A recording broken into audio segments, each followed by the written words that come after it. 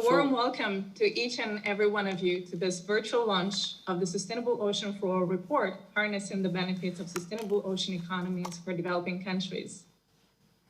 Today, we will have an opportunity to hear the findings from the report, to discuss them with a distinguished panel of high-level speakers.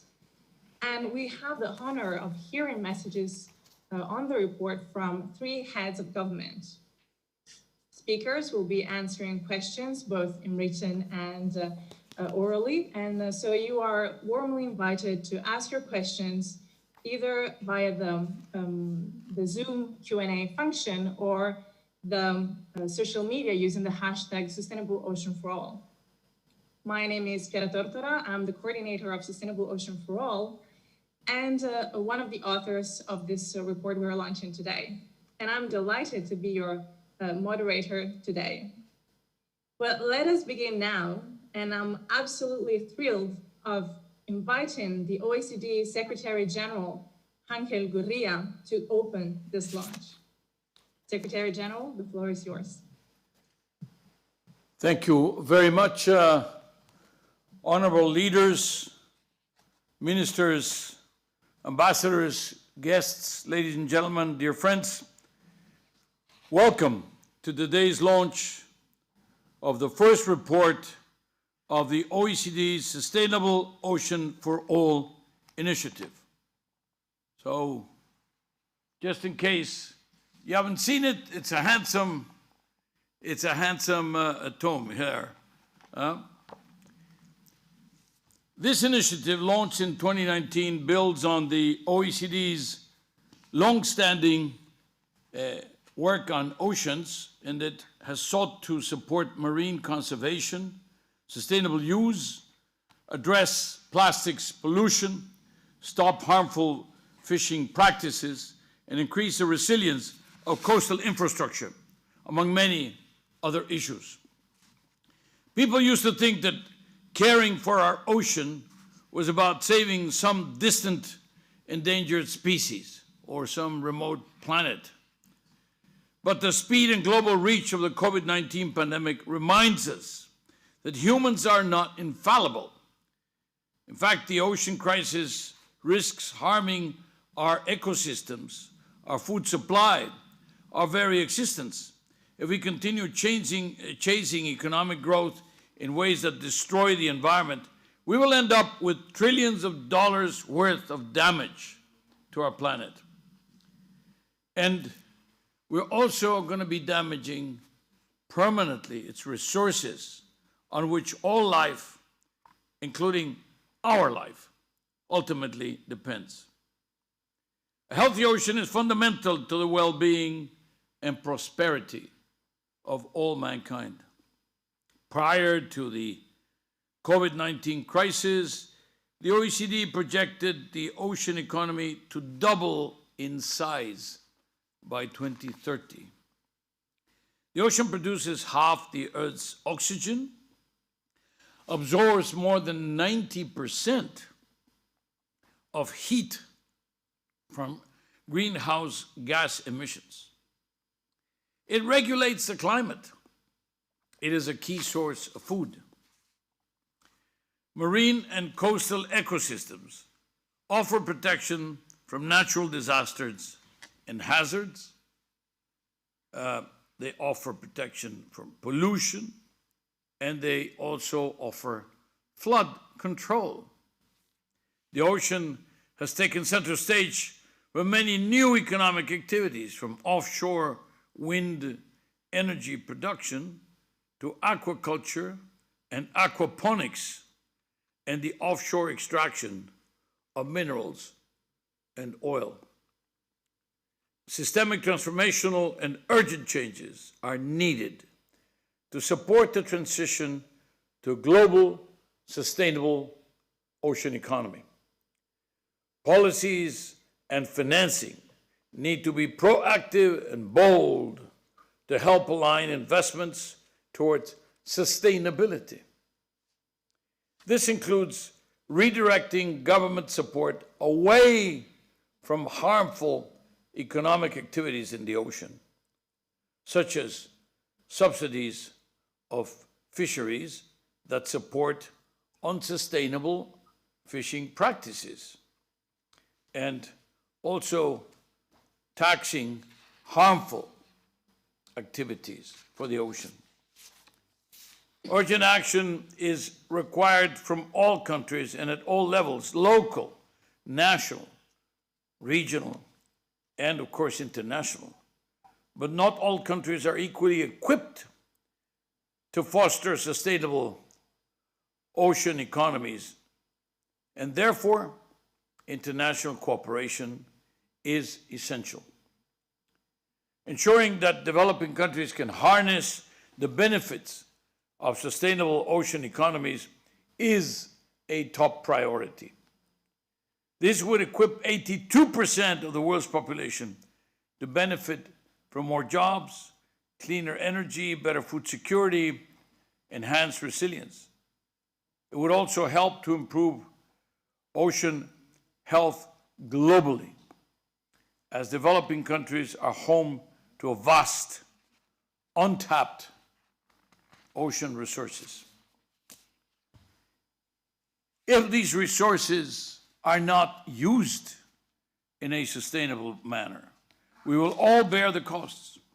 Development cooperation has a critical role to play, though enhancing,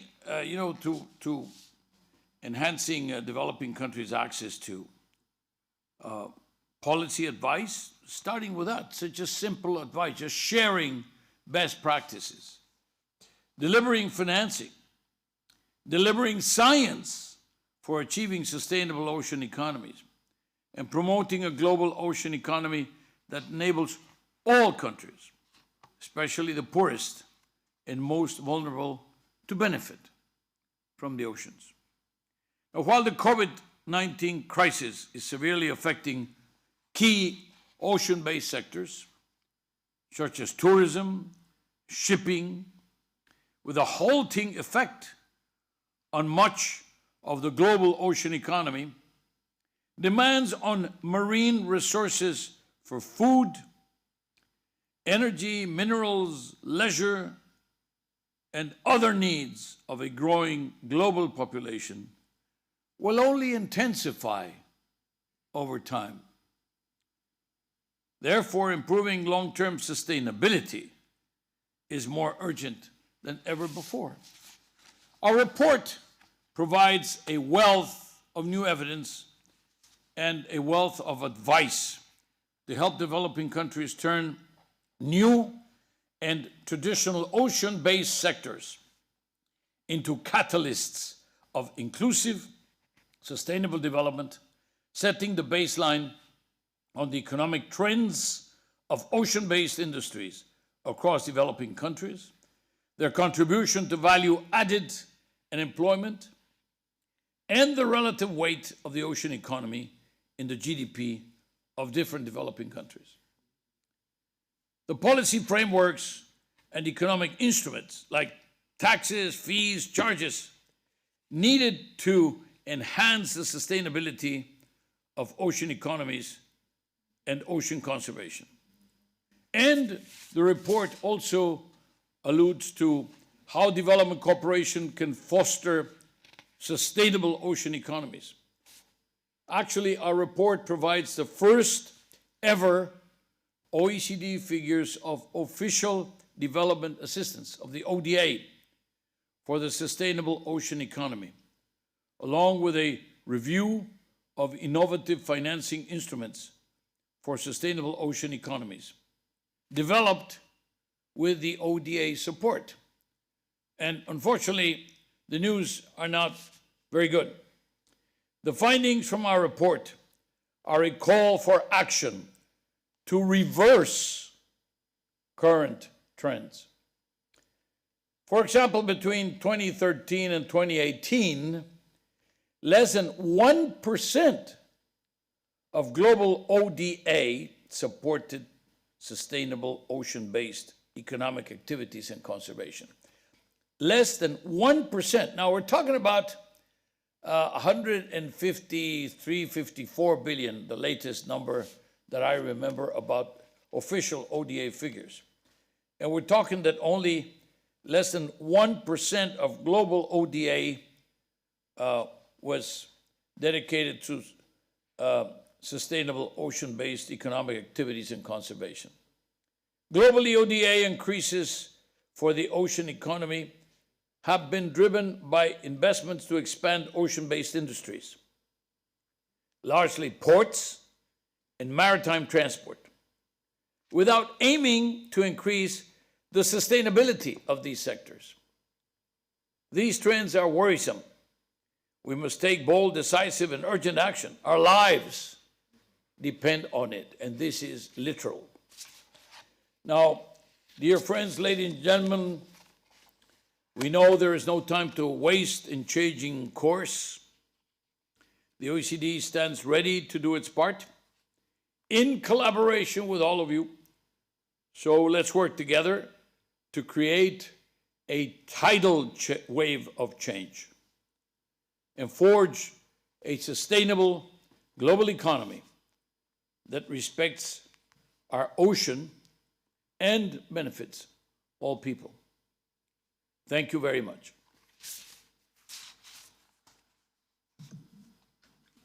Thank you, Secretary General. It is now an honor to invite to speak the Prime Minister of Cabo Verde, Ulysses Correia y Silva. Cabo Verde is a small island developing state, but with an EEZ, meaning domestic waters, 200 times larger than its landmass. Cabo Verde is actually a large ocean state.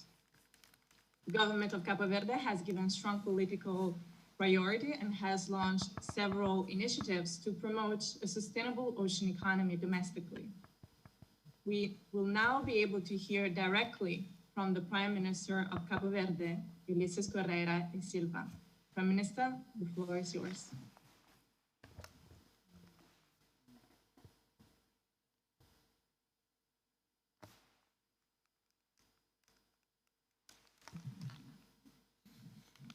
Prime Minister, please unmute your mic. We cannot hear you. Is it perfect now? Yep. Hello? We can hear you now. Okay, thank you. Thank you, Secretary General Angel Goria, for the invitation. This month, we completed the process of preparing our 2030 Sustainable Development Strategic Agenda.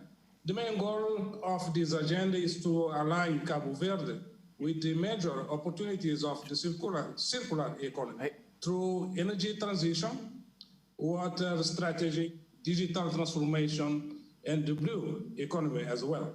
This structural transformation will reduce our country's economic and environmental vulnerabilities and make growth more inclusive and equitable.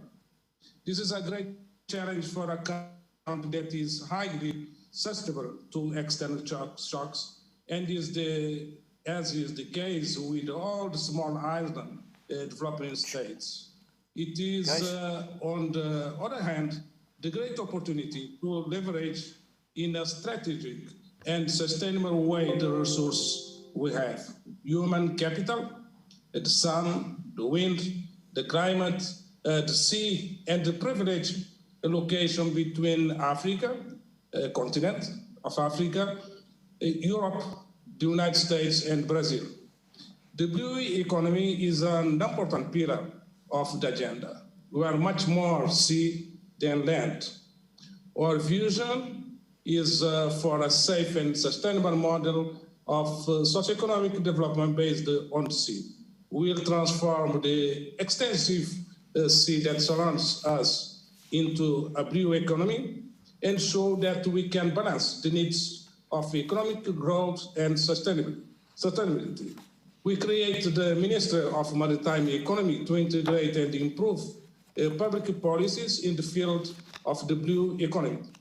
We created a special maritime zone in São Vicente to offer a coherent and consistent framework of policies and incentives to attract private investment and public-private partnerships in ecotourism, port activities, maritime transport, fisheries, aquaculture, and ship repair. Our ambition is to transform Cabo Verde into a logistics and maritime hub for Africa. We create the campus of sea, campus do mar, as we say in Portuguese, to provide Cabo Verde with the qualified human resource needed to grow the blue economy. This includes technical and professional training, research and development, and higher education. The campus will provide Cape Verdeans with skills necessary to offer high standard service linked to the sea. The government acknowledged the blue economy as one of the main anchors of development. We work to mobilize partnerships and investments, share risks with the private sector in strategic investments, and actively participate in the regional and international organization on the blue economy. Cabo Verde considers the OECD report to be extremely important and useful. We want to continue to strengthen our relationship. Your specialized assistance will help us to realize our 2030 ambitions related to the blue economy. Cabo Verde needs access to the very complex financing system of the blue economy and the green economy. Partnerships for sustainable development are very, very important for us. We want to count on the OECD. Cabo Verde's adherence to the OECD agenda is of great benefit and in line with our national commitments to ocean conservation and sustainable exploration. Thank you very much. We see how we can strengthen our relationships for the future. Thank you.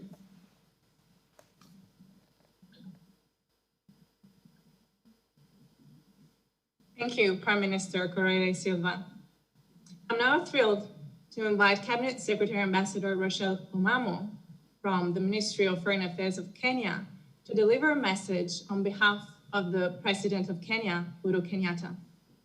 Kenya has been a champion of the sustainable ocean economy. It has hosted a global conference on the sustainable blue economy in 2018, and together with Portugal, will be co-hosting the second UN high-level conference on the ocean next year.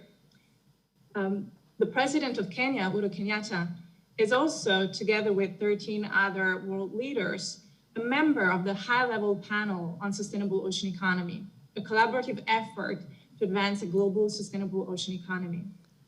It is now my pleasure to invite to speak Secretary Omamo.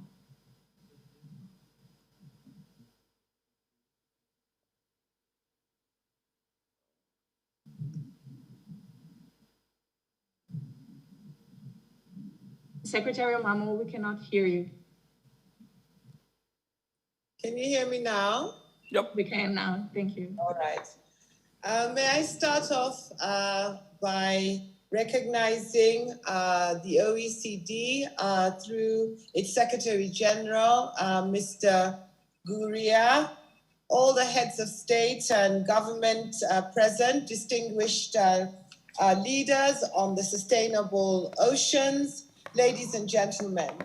I begin by bringing you warm greetings from His Excellency President Uhuru Kenyatta, and also conveying to you his apologies for not being able to be present here this afternoon due to unforeseen pressing engagements that have required that I represent him and read his speech for him this afternoon.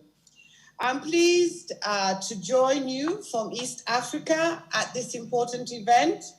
And I know for some of you it's morning, for others it's afternoon, and even for others it's evening. So may I start off by saying good morning, good afternoon, good evening. These greetings from different time zones emphasize the enduring legacy of the coronavirus pandemic and the way in which it is determining the way in which the world engages and dialogues.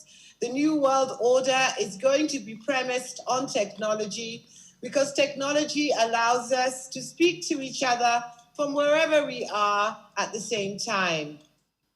Ladies and gentlemen, taking this opportunity presented by technology, permit me to commence my remarks by extending my gratitude to Mr. Gurria for his leadership on the Sustainable Ocean Agenda, and to applaud him for ensuring that the report we're about to launch is focused on developing countries. Healthy oceans are central to human health and wealth. Our oceans constitute 97% of the Earth's water. They supply nearly half of the oxygen that we breathe, and they are instrumental in regulating both weather and climate.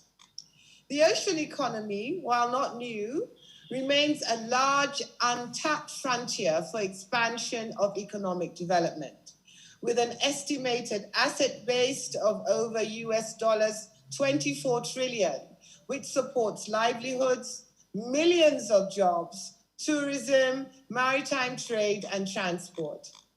It is imperative to note that human activities, however, put ocean systems under immense stress.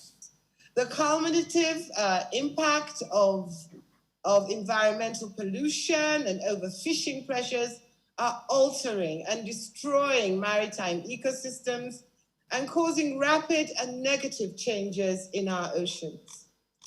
The African Union Agenda 2063 recognizes the blue economy as a lever for economic transformation and growth, especially for its 38 coastal and small island member states.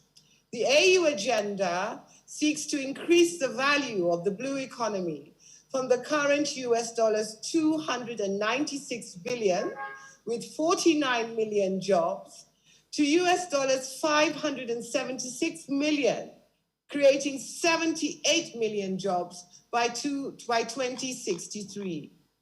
This increase would be driven by tourism, mining and extractives, oil and the oil and gas sector, fisheries, maritime transport, blue carbon, and other ecosystem services generated by coastal, marine, and aquatic ecosystems. However, the realization of this goal critically hinges on a major buildup of financial, human, and technical capacities of member states. It will also require a more equitable sharing of ocean resources and a major reduction in illegal, unreported, and unregulated fishing. Ladies and gentlemen, we need to take urgent action to restore ocean health and wealth. However, our understanding of how to manage ocean resources sustainably is relatively evolving. We therefore welcome this report, which makes an important contribution to our knowledge and understanding of policies and financing pathways required towards the equitable and sustainable use of our shared ocean resources. I am particularly pleased to note that this report underscores, firstly, the need to develop a holistic and integrated ocean policy and implementation plan that encompasses the complexity of intersectoral interactions, environment, social and economic values, and financing. This will ensure effective integration of all sectors, including fisheries, tourism, shipping, ocean-based industries, marine protection, and conservation.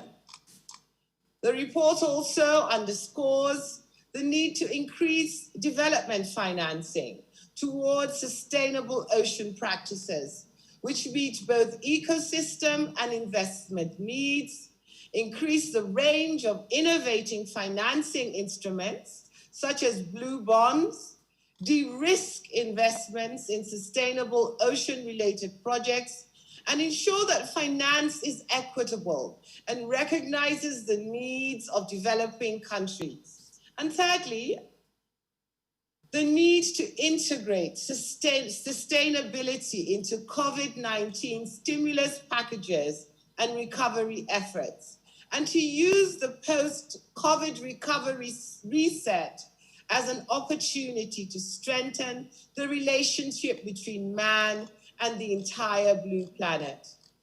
Ladies and gentlemen, I would like to assure you that in Kenya, the world has a friend and a champion for the realization of SDG 14.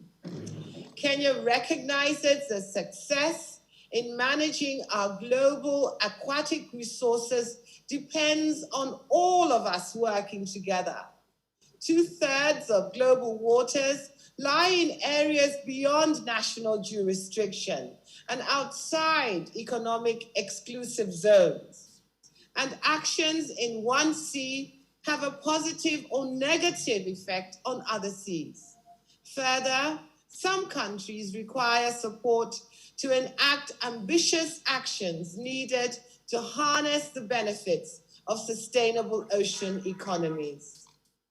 We have therefore in Kenya proactively sought to support and strengthen international cooperation on sustainable ocean use. In November 2018, Kenya, together with Japan and Canada, co-hosted the first ever Global Sustainable Blue Economy Conference, which provided impetus to developing countries to pursue the opportunities for shared prosperity and healthier oceans. In June 2020, Kenya was scheduled to host the UN Ocean Conference with Portugal. However, the same was postponed because of COVID-19. In addition, Kenya is one of 14 members of the high-level panel for a sustainable ocean economy, which has developed a strong evidence-based case for urgent ocean action to build global health and wealth. We will build on these efforts during Kenya's non-permanent tenure at the United Nations Security Council for the years 2021-2022 to lead efforts to strengthen international cooperation on the SDG agenda on sustainable oceans. Ladies and gentlemen, to reduce ocean pollution, Kenya has banned the use of single-use plastics. Further, as noted in the report, our nation is implementing mangrove restoration programs under the name Mkojo Pamoja to generate revenue for voluntary carbon markets. Going forward, and to sustainably harness the value of ocean resources, Kenya has prioritized investments for rapid development of marine fishing, marine aquaculture, marine fish processing, shipbuilding, maritime passenger and freight transport, so as to ensure that this sector contributes to economic transformation. And we invite strategic partners to walk with us in this journey. Ladies and gentlemen, I look forward to quick implementation of the excellent recommendations of this report and to strengthen the cooperation in ensuring sustainable oceans for all. I thank you all for your kind attention. Thank you, Secretary Omamo. And I'm now delighted to introduce a video message from the Prime Minister of Norway, Ernest Holberg. Norway's economy largely relies on the ocean, and Norway has been at the forefront of promoting a globally sustainable ocean economy through its chairmanship of the high-level panel for a sustainable ocean economy, for example. Let's now hear the message from the Prime Minister of Norway, Ernest Holberg. And I was told that there will be a little lag in the image, but the sound should be very good. So now let's hear the words of the Prime Minister of Norway. I would like to thank the OECD for a well-written and timely report. The report shows how important the oceans is for economic development. It discusses the effects of COVID-19 on coastal and island developing countries. And it highlights a wide range of serious social and economic impacts. Respondents and policymakers have now been given a common factual base and understanding of the current challenges, and guidance on how to proceed. According to the report, we should use the impact of the pandemic as an opportunity to build back better and to fully integrate sustainability into the ocean economy. I couldn't agree more. One finding that has caught my attention is the small share of total development aid spent on building a sustainable ocean economy, only 0.8%. In order to make headway on this, I believe this share needs to increase substantially. The report is consistent with the other important global initiatives. It will be a useful tool for reaching many of the Sustainable Development Goals. The report is also in line with the work of the High-Level Panel for a Sustainable Ocean Economy, a group of 14 heads of state and governments, which I have the honor to co-chair. In December, the panel will present a set of recommendations and proposals for building a sustainable ocean economy. The panel's work draws on a range of commissioned expert reports.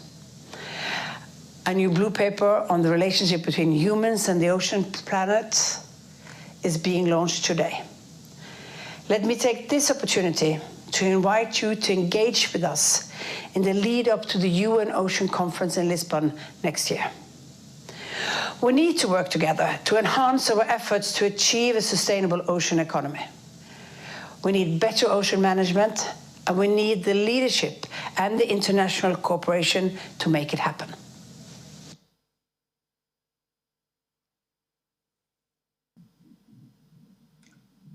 So the Prime Minister of Norway, Ernest, mentioned a staggering figure from the Sustainable Ocean Floor report that we're launching today, that of less than 1% of ODA being spent on ocean economies in developing countries. And she's also made a clear call for stepping up international action. So now let's see what other findings and what specific calls for action this new Sustainable Ocean Floor report offers. We are delighted to have Jorge Moreira de Silva, the director of the OECD Development Cooperation Directorate, to present key findings from the report, together with Andrew Wyckoff, the director of the Science, Technology and Innovation Directorate, and Rodolfo Lassi, the director of the Environment Directorate. George, the floor is yours. Thank you, Piera.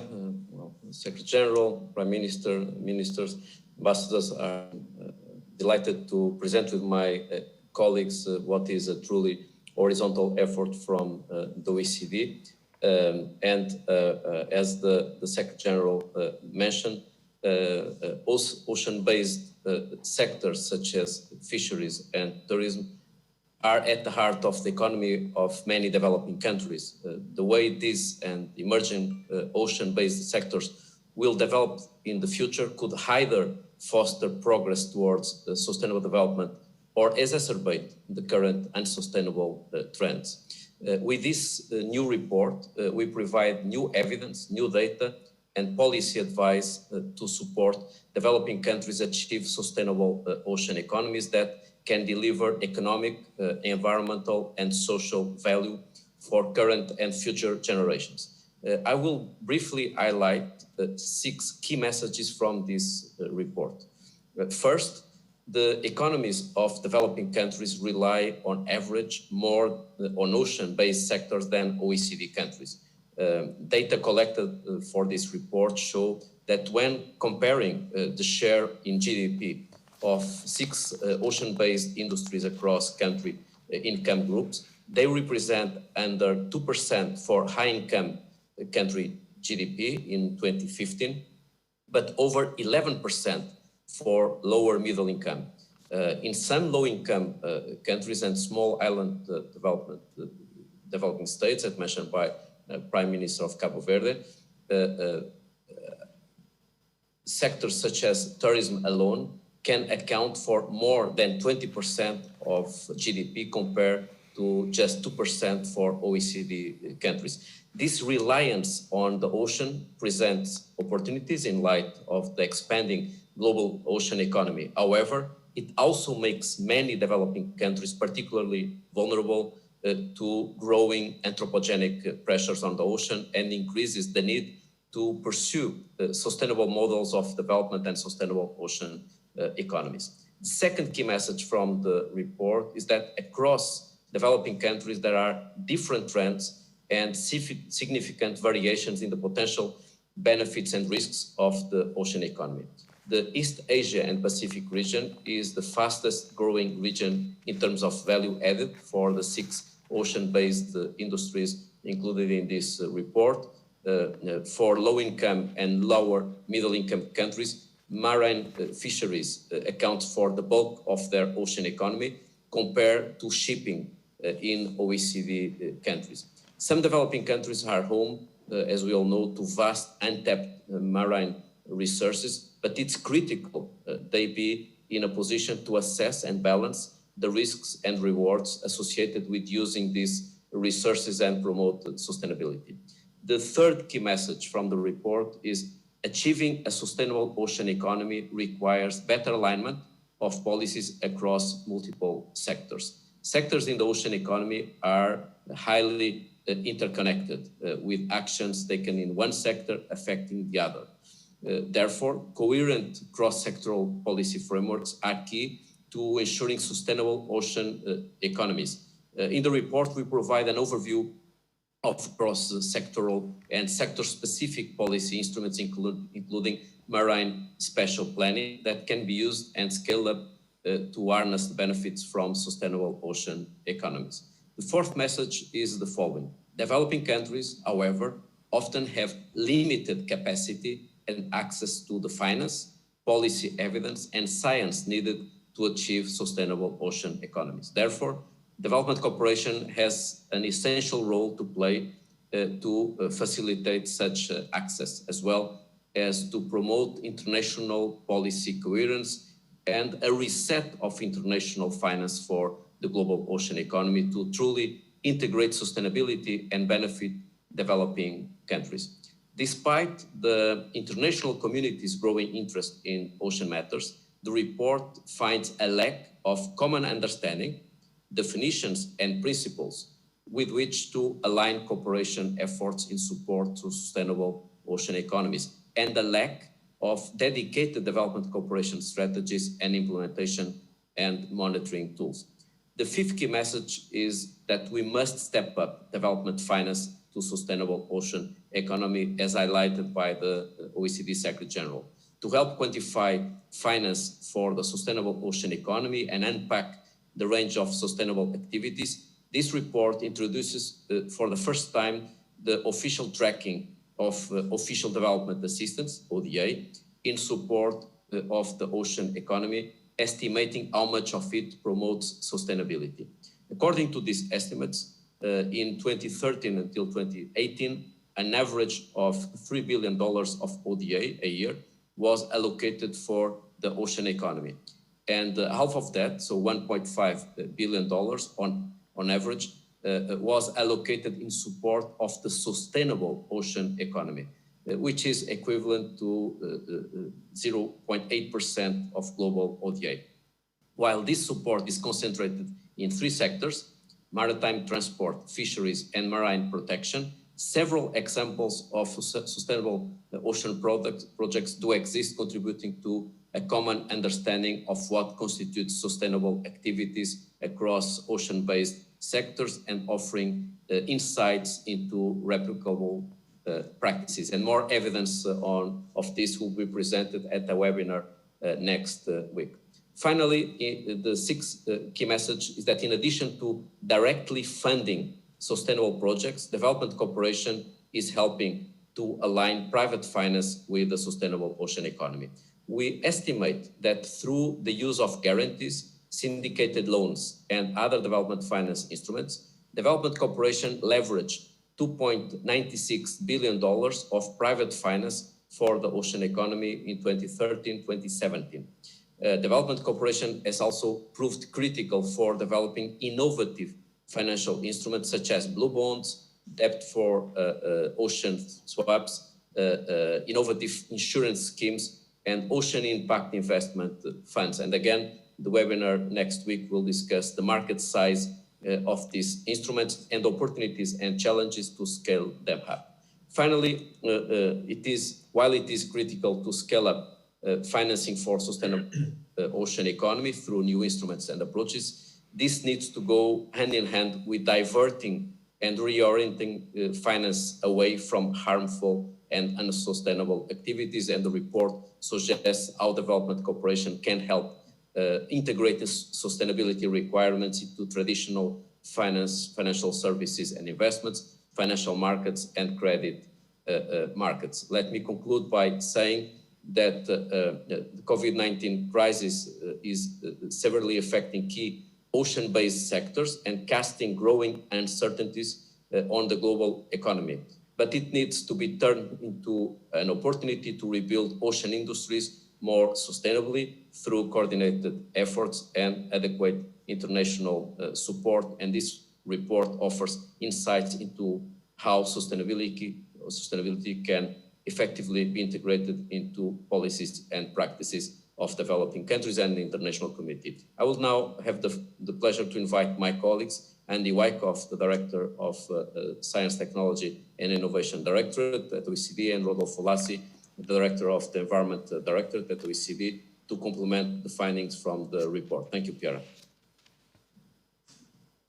Thank you, George, and it's my deep pleasure, Excellencies, Ministers, and colleagues, to say a few brief words about it, as George just said, what's really been a collective effort at the OECD.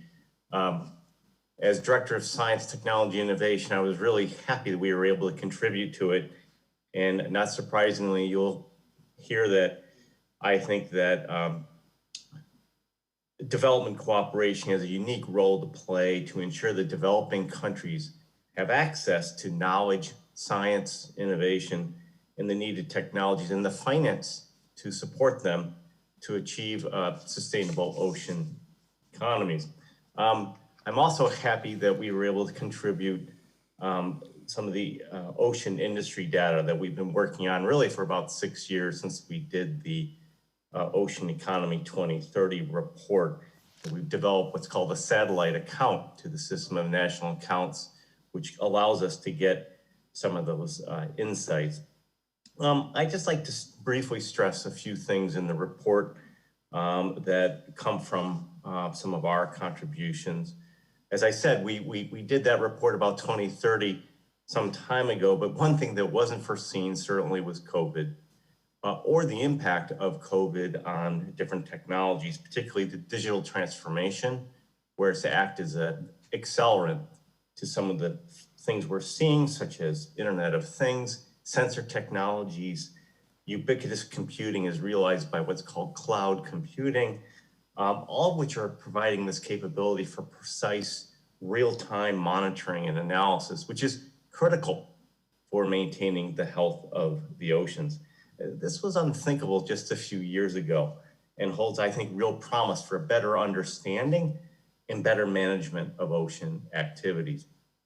Let me give you one quick example. Maybe you've heard of these. Are smart sensors on buoys that are now able to send warnings via SMS messages to people who stand in the way of tsunamis or other threatening activities, and helps to safeguard the lives, particularly of artisanal fishermen in the case of bad sea states. And we've seen this applied in Africa and in other places.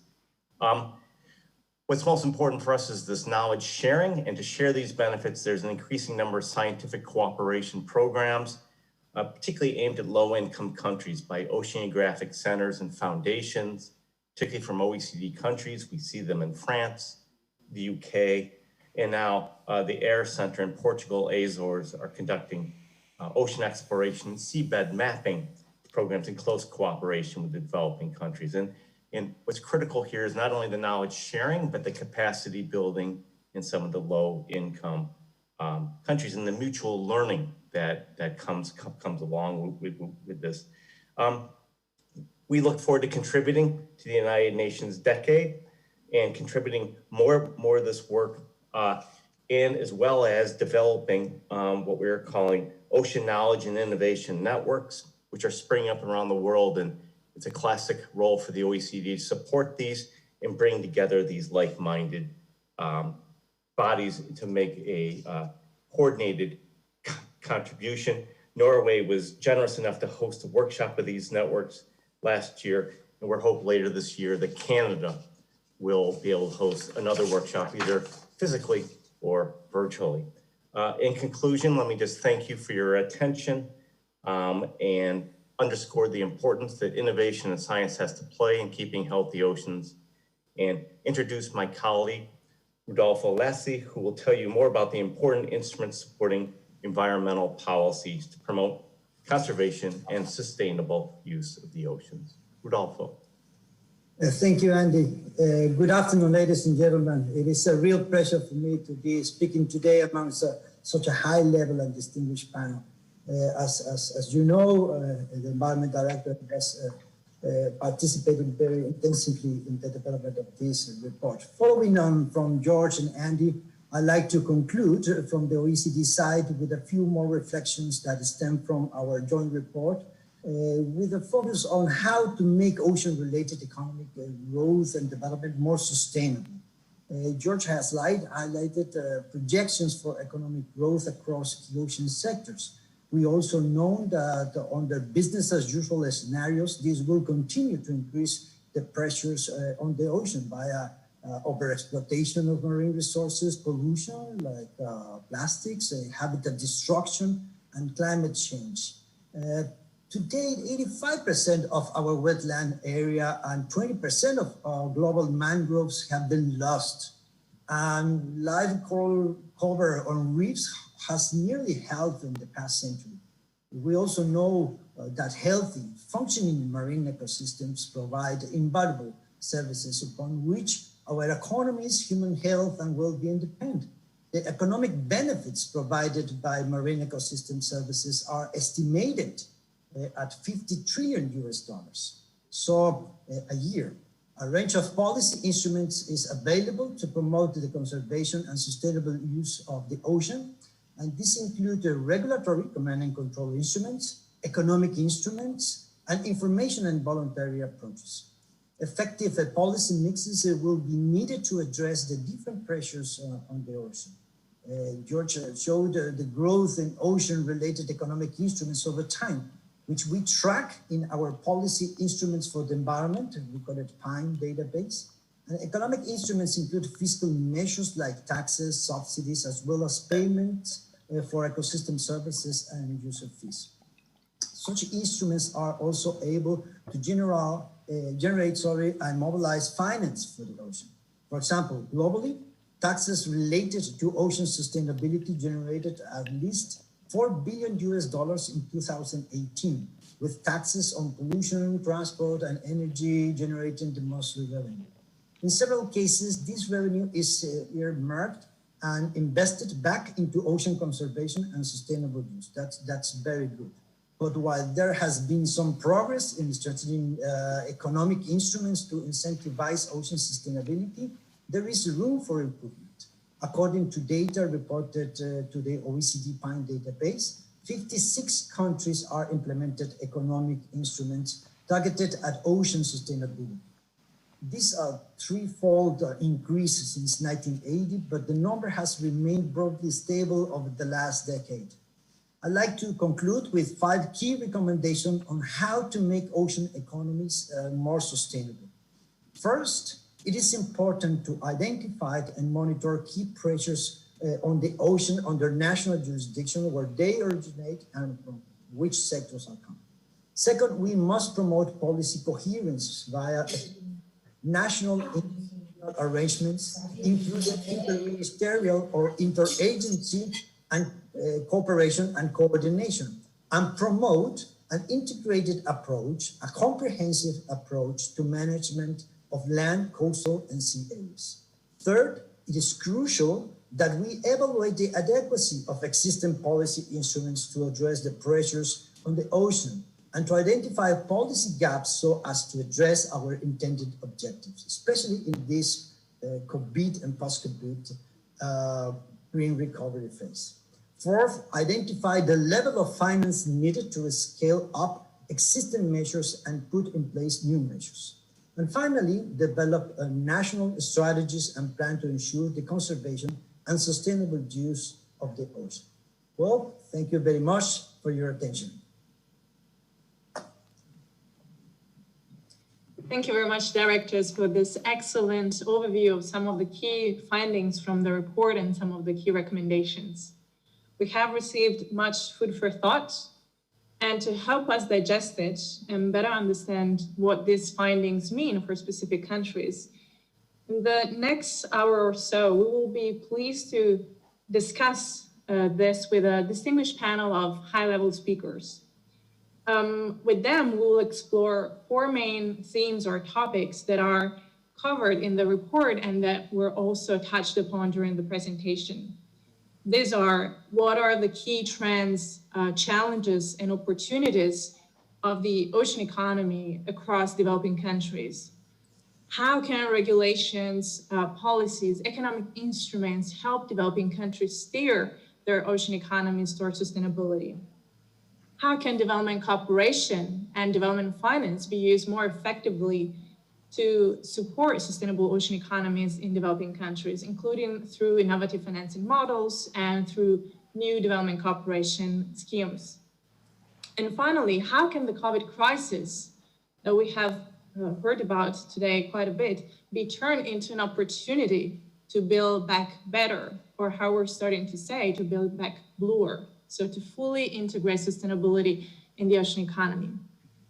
We are delighted to have on the panel to discuss with us these issues the Director General of Marine Special Management at the Ministry of Maritime Affairs and Fisheries of Indonesia, Aryo Hangono, who's gonna also deliver a statement, a message from the Minister Edi Prabowo from the Maritime Affairs and Fisheries Ministry of Indonesia.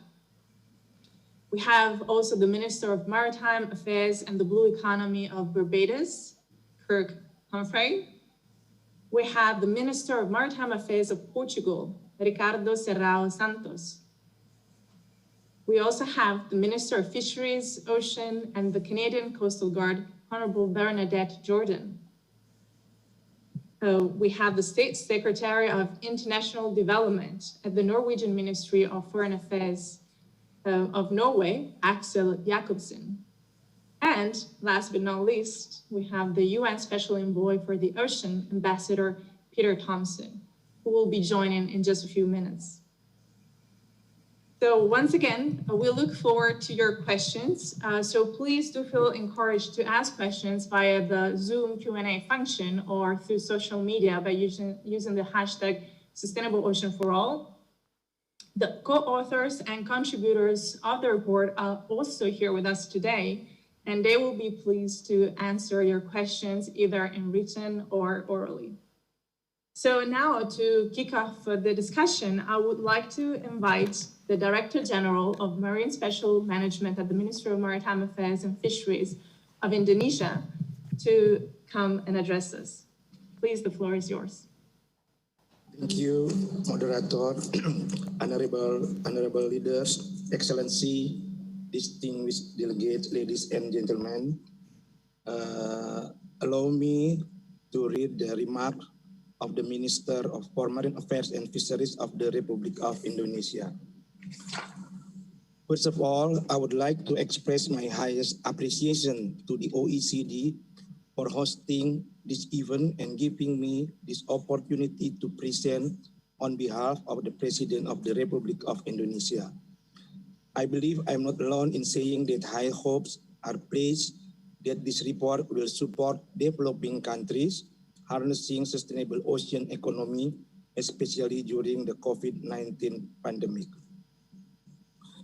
Honorable leaders, Excellency, distinguished delegates, ladies and gentlemen, Indonesia is an archipelagic state blessed with vast marine biodiversity, which inspire Indonesia's vision to be a self-sufficient, advanced, and strong maritime nation as the global maritime fulcrum.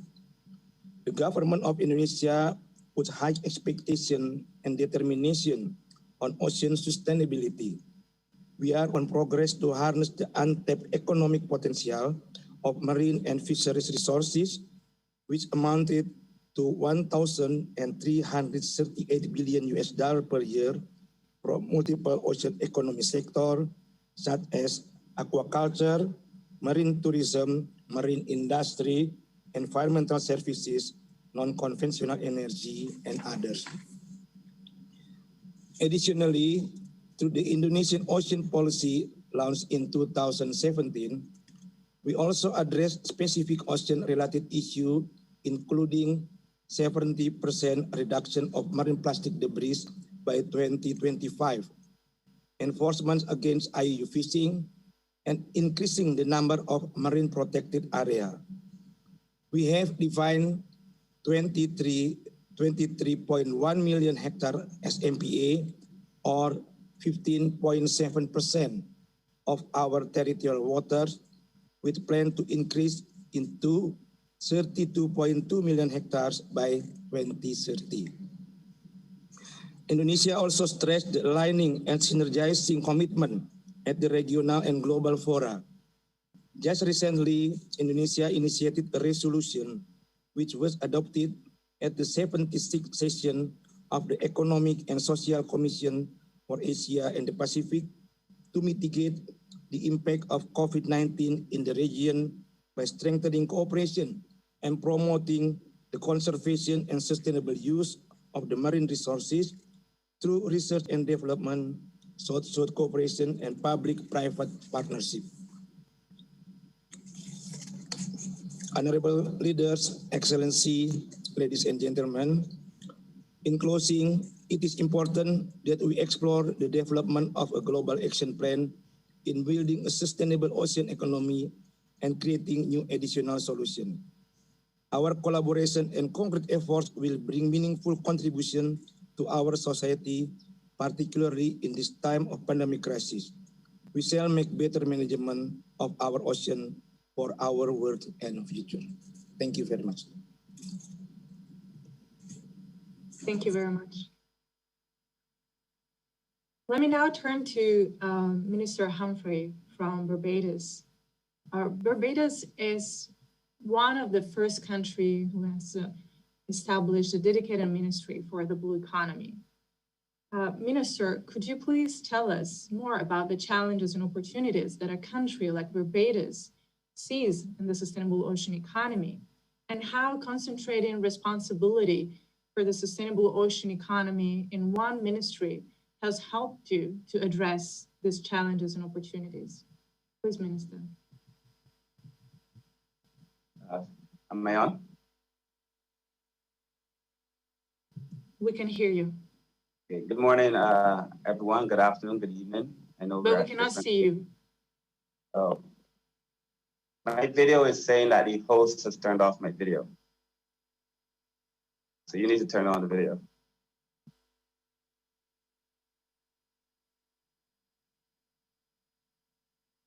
You see me now? We can see you now. Thank you. Okay, thank you very much. So good morning again. Good afternoon, good evening. I know we're at various times across the world. I want to begin by saying a great congratulations on the launch of this document, Sustainable Oceans for All. I had the opportunity to peruse some sections, and it is very informative. I actually found the presentation as well to be very informative, and look forward to having further conversations around it. This morning, I am here as the Minister of Maritime Affairs and Blue Economy in Barbados. I want to extend greetings on behalf of the Prime Minister of Barbados, the Honorable Mia Motley, who brings her warmest greetings and regrets that she could not be here in person herself. I know that Barbados is one of the few countries in the world to create a Ministry of Maritime Affairs and Blue Economy, the first Blue Economy. And that was done by pulling various departments together under one ministry. We pulled together fisheries, coastal zone management, the seaport, markets, shipping, marine shipping, under one ministry. But I do not want to give the impression that pulling together departments under one ministry immediately creates policy coherence. Nor would I wish to give the impression that policy coherence is an outcome that you achieved, and having achieved it, that you no longer need to do the work. I don't wish to speak in past tense, because for me, it is present continuous. You have to consistently be working at policy coherence. It is one of the most important and absolutely critical aspects of what we do. But because it is so difficult to measure, and because it is not visible, oftentimes people do not pay enough attention to it. So I commend the OECD for paying such attention to policy coherence as well. And for us, policy coherence will be about achieving results. At the end of the day, how do we achieve the results in this ministry that we want to achieve? How do we protect the ocean, which is very important for us? Barbados is a small island. We're 166 square miles, but our ocean space is over 400 times the size of our land space. And for us, how do we protect that ocean space? And at the same time, how are we able to produce from it in a way that is sustainable and allows for us to be able to say that we respect the ocean and our traditional relationship with the ocean? And I think for us, one of the important things that we've determined from the beginning was that we were, as a government, we were going to face the issues, tackle the tough challenges, engage with all partners. So to make policy coherence work, to make this ministry work, it is important that we speak to persons in the NGO sector, and we've done that. That we speak to the business community, and we're continuing to do that. The traditional persons, the fishermen, the fishers, those who've been in this business for a long time, much longer than we have been, who understand and have traditional knowledge, that is important. It has to be brought to the fore. But we also recognize that we need assistance from our international partners. And during the course of this conversation, I've heard it repeated, and it's good to hear it being said by those who can change it, that only about less than 1% of ODA is going to work on the oceans. And for us, that is important, because we need to be driven by research, we need to be driven by science, and we do not have either the financial wherewithal in some cases, and in other cases, the technical expertise to be able to do it. And we are therefore thankful for the opportunity to be able to work with our international partners to be able to achieve it. But it's going to be important for us. And why do I say that? Barbados cannot work in silos. The Caribbean cannot work in silos. We have to work as a group, we have to work together. There's a flaw oftentimes in setting these targets, in my estimation, sometimes. We create the SDGs, so a person may determine, I'm a social scientist by profession. So a person may determine they want to solve, work on SDG number 1, we want to eradicate poverty. And focus on that and not take into consideration SDG 5, for example, which is as it relates to women. So that to me, you have to look at the broad spectrum of things and focus. You may have your focus, but that they're also interrelated and also interconnected. The same is true for the ocean. And the OECD's approach about looking at the environment, looking at the economy, and looking at the social aspect of it, that 3 is going to be very critical as we go forward, because you cannot focus on one. I cannot be focusing on the environment and not be cognizant of the fact that our economy is almost in shambles because of COVID. I cannot be focusing on our society and not be cognizant of the fact that unless I protect the ocean and the environment, I am jeopardizing the jobs of many, many people who depend on the ocean for their livelihood. And in Barbados, that's a significant part of who we are and a significant part of of our history. And so I am positive that we cannot do this in silos. I mean, tongue in cheek, I say there are no rivers in the ocean. There is no single entity dominating this space. And if we are able to achieve this together, then we must work. So recognizing that each of us bring different things to the table and as partners. And the government of Barbados is quite clear on that. And that's why we're working on what we call a whole of government approach. I'm sure you're familiar with it, where all of the various ministries have to come together to be able to achieve this. The Ministry of Maritime Affairs and Blue Economy will never, or any one ministry, will never house all of the important institutions that are necessary to be able to effectively deliver on what we need to do to deliver in the ocean space. Never. And that is why this nature of conversations and having relationships going forward is going to be important. And we need to find a way to talk to each other in a way that is systematic and strategic, that allows us to get the benefits of that conversation and not just having conversation for conversation's sake. I recognize that the OECD had identified 3 main objectives, and we agree with those objectives, that there's a need to foster synergies and work on those and minimizing those trade-offs so that we can find ways to jointly work together. In my ministry, for example, and in Barbados, the Prime Minister always says somebody has to go to work to do a particular job. I have the view that someone has to be at work each day thinking about how am I building relationships? How am I making sure that we're not duplicating effort across these various ministries? By creating a Ministry of Maritime Affairs and Blue Economy, we do not solve the problem. You know, we just have a source whereby we can then work on building out and solving some of these problems. The other was in relation to the alignment of local and I say regional as well as internationally agreed objectives. And we've attempted to do so. In Barbados, we have many committees that work together to be able to do some of these things. And I'll speak to them very shortly and very quickly because I know I must be almost out of time. But we felt that it's important that we engage, and we've been engaging, and small island states traditionally have always been engaging. In a post-COVID environment, not even post-COVID, in a COVID environment, it is even more important that we continue to do so, and to do so from the bottom up. The challenge that we face in the Caribbean sometimes is that in these conversations, tough conversations on the international stage, when we're making, whether it is on the blue economy, whether it's on our financial services sector, sometimes there are shifts in the international goalposts that are not properly communicated to us.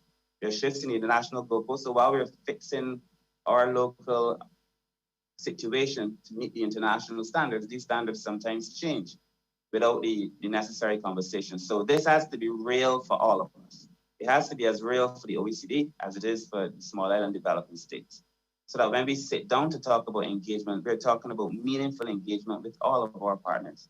And then lastly, I recognize the OECD's relationship, recognition that there's a need to recognize that there are transboundary consequences and long-term effects of our local policies. And so we're doing that as well. And Barbados has done a number of things, some of which I will go through very quickly, but make no mistake about it. In my mind, this idea that we need to work and have policy coherence is one of the most critical things to achieving results. It is one of the most critical, and oftentimes it is one of the most left out because people can't see it. People don't often recognize how important it is. So very, very quickly, what has Barbados done? We've created, as you know, the Ministry of Maritime Affairs and Blue Economy, that I have the privilege of being the minister of. I've already told you the departments under it, but it's not a solution. It is not a solution, but it is a necessary step, I think, to being able to resolve some of these things and bringing together all of the various players that are necessary. I think it's important for us to continue to have relationships with our international partners, not to necessarily think for us, but to help us think through some of the very complex challenges that we face. And also to help us, bring the necessary expertise and financial wherewithal to be able to resolve them as well. We've been working on creating new partners. We have a better relationship now with our family in Africa, specifically in Ghana and in Kenya. We're building relationships, traditional relationships that we've always known and that we feel we must now deepen and continue as well. And Barbados has, very, very quickly, Barbados has a policy called a Roof to Reef program.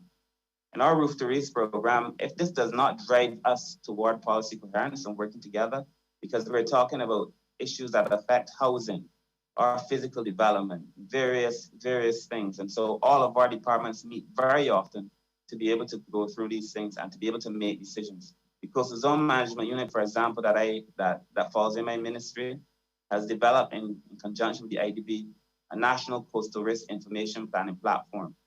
That platform allows us to be able to plan and to assess risk. And we built that into the way we build housing. And so it's also told us how we should build along the coast, which is going to be very important because we know now that we cannot continue to build along the coast that we've traditionally built. We know we cannot use the same agricultural products that we've used because the runoff destroys our coral. And so we're working on resolving all those things. But I think to answer the question in a nutshell, policy coherence is very, very critical to the development of the blue economy. We've been working on it under my ministry. We will continue to do so. And I look forward to further conversations with the OECD and all of our partners on these matters. Thank you very much.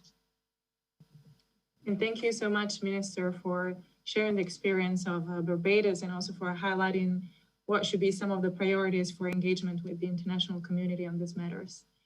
Let me now turn to Minister Serrao from Portugal. Portugal, too, is one of the few countries to have established the Ministry of Maritime Affairs. And we can see that that has spurred strong action, both domestically and internationally on this topic. We have already mentioned that next year, together with Kenya, Portugal will be co-hosting the second UN high-level conference on the ocean. And so, Minister, how important, let's continue to delve a little bit on this issue of policy coherence, but let's also give it a different twist. So how important is better domestic policy coordination and coherence for promoting sustainable ocean economies?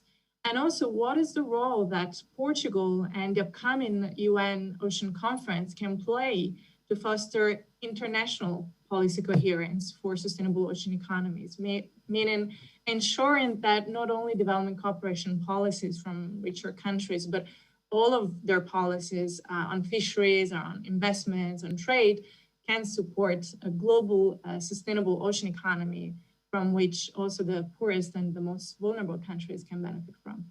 Minister, please. Just put, I'm on now, the sound. Thank you, Piero Tortora.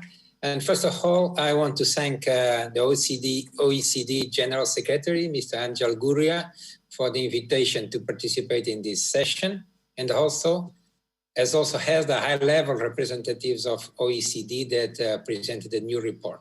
And I also want to express my pleasure to share the panel with distinguished high representatives of states and governments. The ocean, which has been since a long time a driver of economic growth, jobs, and innovation, together with its role as safeguard of the planet, will be asked to provide further economic and job opportunities in the future, especially now that we face a massive economic and social recovery, while the ocean will need help on its own recovery and restoration. And it is not an easy task and needs to involve all of the sectors of the society. But as shown in the, and I want to remind the 2016 OECD's report on ocean economy in 2030, this is the report from 2016, the contribution of ocean-based factors to economic output and employment is significant.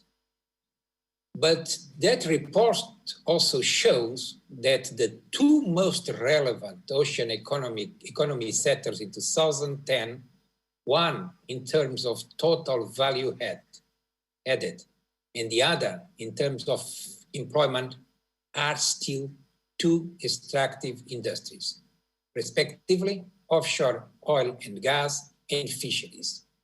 And this thing that is noticed, this is a reality, calls for broad reflection if we foresee a future with less extraction, but more productivity and jobs.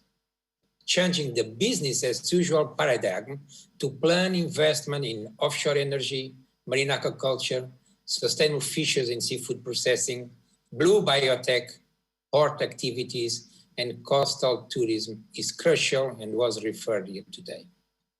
And the Portuguese Ministry of the Sea is in fact a transversal ministry that aims to contribute a vision for a new economy, having SDG 14 as the drive axle, recognizing its interdependence with the other 16 goals of the United Nations 2013 agenda.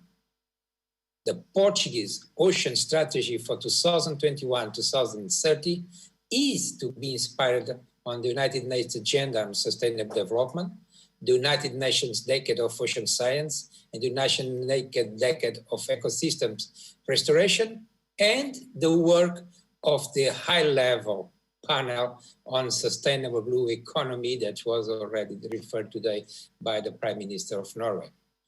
But it will be strongly bounded on Horizon Europe mission on healthy ocean, seas, coastal and inland waters, and several of the strategies included in the European Union Green Deal, for which the ultimate objective is to build a neutral carbon economy and a decarbonized society for people and nature, and where a recovered ocean can be and must be a major asset. With this, I connected with the second part of the question.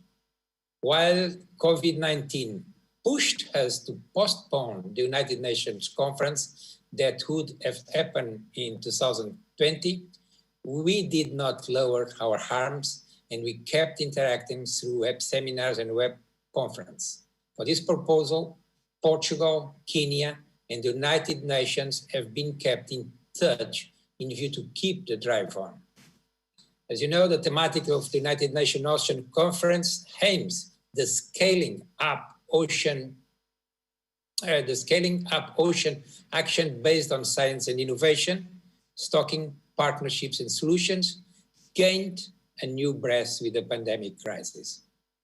Our understanding that we deeply depend on the natural capital to our maintenance as humans on the planet Earth became strong, but also grew the evidence of the risk for all of inequalities and the lack of solidarity. International recognition of the importance of conserving our ocean resources is helping build global momentum around this issue. In the particular case of the SDG 14, it goes far beyond conservation to focus on the people and coastal communities, particularly those in developing countries who rely on marine resources. It is crucial to foster developing countries' access to the knowledge, innovations, capacity, and financial resources needed to harness the benefits of sustainable ocean economy. And this OECD project, Sustainable Ocean for All, hopefully contributes to achieve this objective, and I will give attention to this. This is my next lecture. When it came to the issue of oceans and seas, we find that developing states, namely small islands, developing states, and least developed countries are really behind their potential. In a more global context, several traditional sectors, as it is the fisheries sector, still face serious challenges.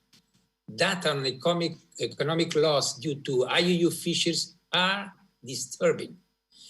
But on the other hand, the expectation of development based in the new technologies open up opportunities in the field of bioprospecting, aquaculture, and renewable and blue energies that must serve these countries that rely a lot in the ocean and are located in the ocean. That is why the United Nations Sustainable Development Goals are the blueprint to achieve a better and more sustainable future, where SDG 14 aims to support efforts to reverse the cycle of decline in ocean health and gather ocean stakeholders worldwide behind a common framework that we will ensure ocean science can be fully supported in creating conditions for sustainable development. I look forward to read the proposals contained on the new OECD report, and I look forward that we can meet together in face-to-face next year in Lisbon for the United Nations Conference on Oceans. Thank you. Thank you, Minister. We hope that too. Let's now touch upon some financing aspects. The Sustainable Ocean for All report that we're launching today presents an overview of innovative financing mechanisms such as blue bonds, ocean for debt swaps, new insurance schemes that have recently emerged to mobilize more private capital for sustainable ocean economies. And the report also calls for a reset, as we heard, of international finance for sustainable ocean economies so that resources can be scaled up, but also reoriented away from unsustainable activities. Now, let me turn to Canada, Honorable Bernadette Jordan. Canada has placed great importance on the ocean in its 2018 G7 presidency, leading G7 leaders to endorse the Charlevoix blueprint for healthy oceans. Minister, could you please tell us a little bit more about how Canada is leading to advance the implementation of the blueprint internationally? And please let me also recall that the blueprint includes a commitment towards the development of innovative financial mechanisms, especially for developing countries. So Minister Jordan, please, the floor is yours. Good morning, or afternoon, or evening. Honorable colleagues, friends, and partners. On behalf of the Government of Canada, I want to thank the Secretary General Guerra for the invitation to take part in this very important dialogue on sustainable oceans. I'm joining you today from the traditional territory of the Mi'kmaq people in Nova Scotia, Canada. Over the past few decades, we've witnessed significant economic, environmental, and social shifts when it comes to the health of our oceans and the sustainability of our fisheries. These issues are global in nature and require a global response. This has to involve scientific evidence, coordinated effort, and concrete action. We're united here today by our determination to address the challenges facing our oceans. Oceans issues were a priority of Canada's 2018 G7 presidency. The same year, the Government of Canada, Kenya, and Japan co-hosted the world's first international conference on the sustainable blue economy, which was a vital step in helping nations transition towards prosperous, inclusive, and a sustainable oceans economy. At home, Canada has promoted the principles of a blue economy through a number of important oceans-related initiatives. On oceans protection, Canada has exceeded our marine conservation targets to protect 10% of our oceans by the end of 2020. We're now at 14% and are already working and on track to protect 25% by 2025. This summer, we joined the United Kingdom's Global Ocean Alliance, advocating for the adoption of a global target of 30% protection by 2030. I look forward to the COP15 Convention on Biological Diversity in China next year, where we can make this new aspirational goal a real and concrete target. Sustainability and innovation in the ocean economy are complementary, but they require investment, support, and collaboration. That's why we've invested in Canada's first ocean supercluster, an ambitious group of businesses, post-secondary institutions, and nonprofits working together to accelerate innovation and sustainable economic growth in the oceans. Canada has also taken measures to increase marine safety and environmental protection with our $1.5 billion Oceans Protection Plan. While the global pandemic has underscored our vulnerabilities, it has also given us a chance to help shape a more resilient and sustainable world and to build back better. The Prime Minister of Canada, the Right Honourable Justin Trudeau, has asked me to lead the development of a comprehensive blue economy strategy that will outline Canada's vision for our ocean-related sectors and help guide future actions and investments. Our strategy will provide a coherent framework for coordinated federal action in Canada's ocean space and serve as an umbrella for advancing government-wide programs and initiatives that enable sustainable growth. As we move forward, we know that long-term resilience and growth in our ocean-based economy can only be achieved within the context of sustainability.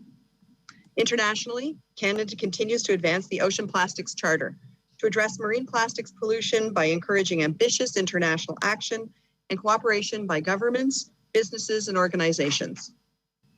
We're building on Canada's 2018 G7 presidency and implementing the Charlevoix Blueprint on healthy oceans, seas, and resilient coastal communities.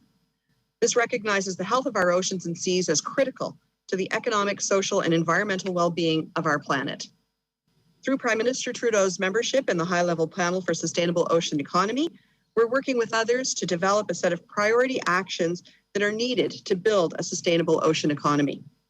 We embrace the opportunity to learn about key findings and recommendations from the reports being released today. We welcome this work of the OECD to generate new evidence to support countries in their efforts to grow sustainable ocean economies through the Sustainable Oceans for All initiative.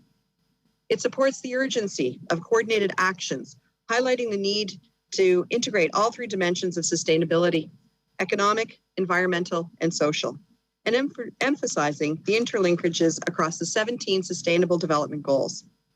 We recognize that small island developing states are among the most vulnerable to climate change, and they have immense potential within the blue economy given their vast ocean resources. Innovative financial instruments are key to helping developing countries build sustainable ocean economies, and Canadian climate finance is improving resilience in small island developing states. To date, Canada has approved $123 million in climate finance directed to 31 different small island developing states, including $60 million for a program at the World Bank supporting renewable energy and gender equality in this sector. We're also investing $2.5 million to launch the Ocean Risk and Resilience Action Alliance. This brings together governments, financial institutions, the insurance industry, conservation organization, and others to develop innovative financial products that will increase vulnerable communities' resilience to ocean-related risk and protect ocean ecosystems. In addition, at Davos in 2016, Canada helped launch Convergence Blended Finance Incorporated, the first and only platform focused on blended finance and public-private philanthropic partnerships for the Sustainable Development Goals. With funding from Canada, Convergence provided a grant to NatureVest, the conservation and investing unit of the Nature Conservancy, for the design of the Blue Bond to finance debt conversion for small island developing states. Debt conversions provide funding to these governments in exchange for their commitment to improve policies and invest in marine conservation and climate adaptation activities. We've committed $100 million to tackling marine litter in developing countries. As we implement this commitment, guided by Canada's feminist international assistance policy, we're promoting gender equality and women's empowerment because we firmly believe that inclusion of women and girls has the ability to improve sustainable development. Oceans are vital to our collective survival.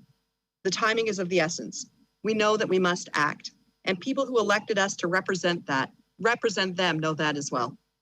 We have a responsibility internationally to protect our marine heritage for present and future generations. Thank you. Merci. Wallalin.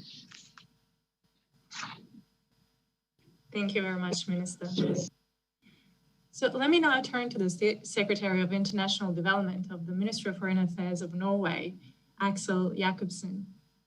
We have heard from your Prime Minister that Norway is also an ocean nation. And we also know that development cooperation of Norway has historically included a special focus on the ocean, especially fisheries. Minister, would you tell us a little bit more about Norway's vision and approach to the sustainable ocean economy, including with regards to Norway's development cooperation policy?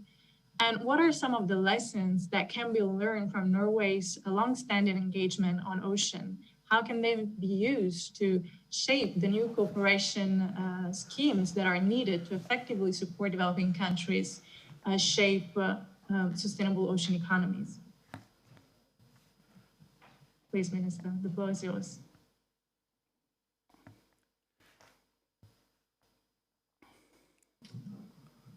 Minister, State Secretary, your mic is muted.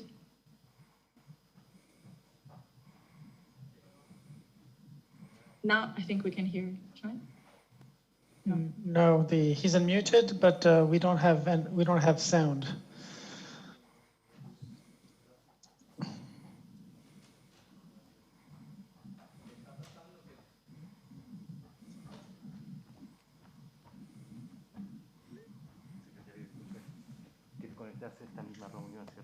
Sí, quiero que me vean nada más.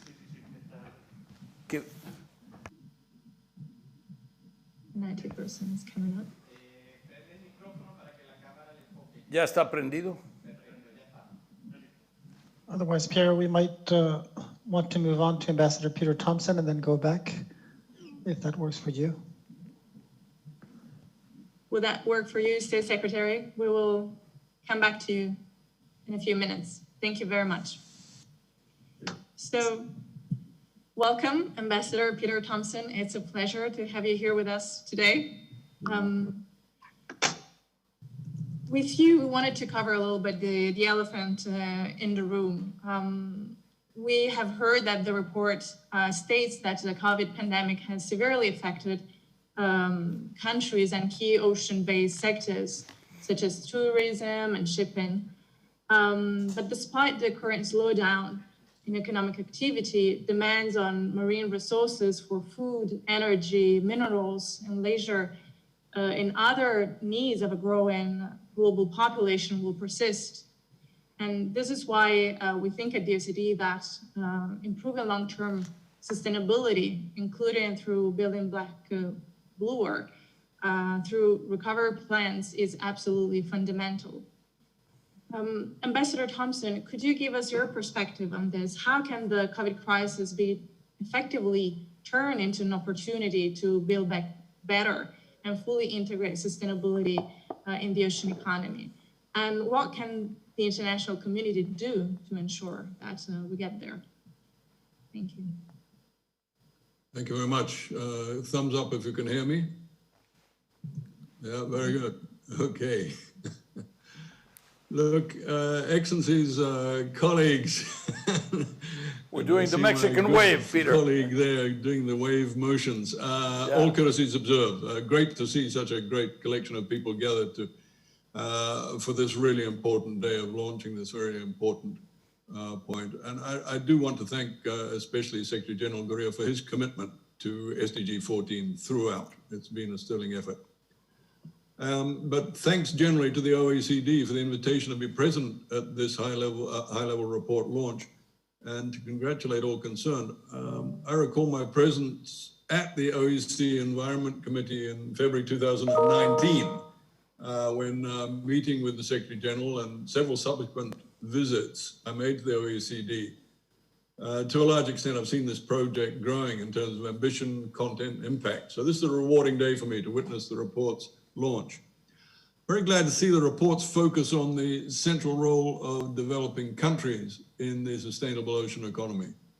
If the 2016 report tells us that the ocean economy accounts for 2.5% of global GDP, this figure is much higher when we look at developing countries. In some cases, ocean activities represent the biggest share of some economies, like Cabo Verde, for example. I see the minister there, petit pays, je t'aime beaucoup. It is true that the super year has been disrupted and that most of our key conferences have been postponed. But it's no more than that. The conferences will be held as soon as conditions allow. We will gather at them in a real and virtual format to deliberate, for we remain resolutely committed to the multilateral process aimed at securing a sustainable way of life on this planet. It's very important that the OECD remains fully committed to the build-up to the Lisbon conference. And I'm sure we're going to see everybody here on this screen today in Lisbon. I certainly look forward to seeing you all there. In the meantime, we've got a responsibility to maintain the momentum. I can assure you that's being done, and where required, endeavor to meet the targets that are set by international agreement. And I give as examples there SDG 14.5 and SDG 14.6. These are achievable within 2020. Imagine that for good news for the world. SDG 14.5 is the 10% of marine protected areas by the end of 2020. And if French Polynesia can get onto the WDPA, if the Kamla marine protected areas can come in at their October meeting, Tristan da Cunha, one or two others, we are there with the 10%, and we'll be able to tick that box. The other one is SDG 14.6 on harmful fisheries subsidies. There's a good chance that WTO General Council will remove those harmful subsidies at its meeting in December. So let's not lose hope. I'm not one of those who thinks that multilateralism is on the way out. Not at all. All logic points in the direction of us needing each other more than ever. And I see multilateralism functioning at that level of SDG 14.5 and 14.6. You know, you talked about the elephant in the room being the pandemic. For me, it's not. The elephant in the room is the climate crisis. And we can't talk about oceanic work or biodiversity work without considering the fact that drastic lowering of anthropogenic greenhouse gas emissions what our survival is all about, what our healthy ocean is about, what saving biodiversity is about. So if you care about the ocean's health, care about those emissions. For from them we witness acidification in the ocean, deoxygenation and warming. When you think ocean warming, of course, you've got to think about the other detrimental effects of death of coral and marine species leaving traditional habitats, and rising sea levels inundating coastal communities. But of course, the same greenhouse gases are the chief enemy of decline of biodiversity and the climate crisis. So we all have one common enemy. And the fact is that we are facilitating their profusion still. I've just come off a meeting with the British government where I've been banging the drum on that and saying that I'm a blunt instrument available to them to help build up ambition around the world for the Glasgow COP. Only by drastically reducing these greenhouse gas emissions through our production and consumption and destruction systems will we reverse the decline of the ocean's health and best secure our own. We have to do that transformation by Glasgow. As somebody pointed out to me, the word crisis comes from the Greek word krisis, meaning time of decision. And if ever there was one, this is a time for making major decisions. Decisions that will directly affect the quality of life for our children and grandchildren in the remaining years of this century. The self-interest of our species demands that when we get to the Glasgow Climate COP, we're ready to decide to make the unprecedented reductions required of our anthropogenic greenhouse gas emissions. Between now and then, every platform touching on this subject needs to hear that message loud and clear. And I apologize if I banged that drum a little loud this afternoon. So where do we go from here? We're still in the challenging times of the COVID-19 pandemic, but we're looking ahead now to the roads that will lead us to economic recovery. I put it to you that this is the time when our voices must be heard in favor of the high road that lies ahead, the road to a clean green transition, a road that I like to call the blue-green recovery road. This time, decisions on massive financial commitments are in train, and before the seal is set upon them, we have to ensure that the consequences of taking the low road back to the polluting fossil fuel dependent world we knew are understood and avoided in the name of our children. And I say to governments and ministers with the greatest respect to you, because I know the burdens that you carry at this time. With greatest respect, I say that governments and development banks and agencies and corporations, that none should wash their hands of long-term responsibility in the name of short-term expedience. I urge you to think about the 6 principles that the UN Secretary General Guterres laid down in his Earth Day address this year. Principles that included ending fossil fuel subsidies, polluters being made to pay for their pollution, and investing public funds into a future of sustainable projects that help the environment and the climate. This is doable. Second point I'd like to make in terms of where we're going from here is that science and innovation are a central focus of the UN Ocean Conference next year in Lisbon. The role of innovation in securing the required reductions in GHG emissions is inescapable. And we're already seeing positive signs of this in everything from offshore renewable energy to the greening of shipping. Innovation will allow us to move from linear exploitation of finite planetary resources into a sustainable era of circular economies, sustainable food systems, and resilient cities. And it'll show us the way that we need to safeguard and the biodiversity of nature upon which our lives ultimately depend. And you can see those innovations kicking in around the world. I was talking to somebody just the other day on compostable alternatives to plastic based on seaweed and algae. You know, actual innovations available now for us to scale up. New forms of sustainable food supplies, such as cellular aquaculture. Have a look at that one. And of course, new forms of ship design and propulsion. Third point, and this is my last one, is investment in the sustainable blue economy. This is the other transformative processes that is seriously underway now. The high-level panel for a sustainable ocean economy has released a series of expert reports, as you know, one demonstrating ocean centrality to a sustainable way of life. One of the recent reports of the HLP of the sustainable ocean economy shows that for every dollar invested in key ocean actions, like increasing sustainable seafood production from fisheries and aquaculture, or decarbonizing international shipping, or scaling up offshore wind power, or conserving and restoring mangroves, that for every dollar invested, there's a yield of $5 in return, often more. Another of the ocean panel's reports demonstrates that 5 areas of the ocean economy have the potential to provide 21% of the emissions gap reductions required for us to get to a net zero carbon world by 2050. So the sustainable blue economy is underway. It is an essential part of our future. To make the right decisions, science provides our firmest foundation. There's much to do, and we have yet to map the majority of the planet's seafloor, amazingly. And it's estimated the ocean's home to some 2 million species of life, only 10% of which have been scientifically described. So we're placing great faith and hope in the workings of the UN Decade of Ocean Science for Sustainable Development, which gets underway next year. From ocean literacy to the collection, collation, and curating of marine data in universally available form, we are seeing the decade being put together to give us the ocean science we need for the ocean we want. Here, as always, I stress the mantra of science, planning, and finance. And OECD has a major role to play in making that mantra the way we go forward, especially when we come to the third part of it, of finance, but also in the planning side, all based on science. I thank you very much for listening to my words today, and I look forward to hearing the other speakers. Thank you very much, Ambassador Thompson.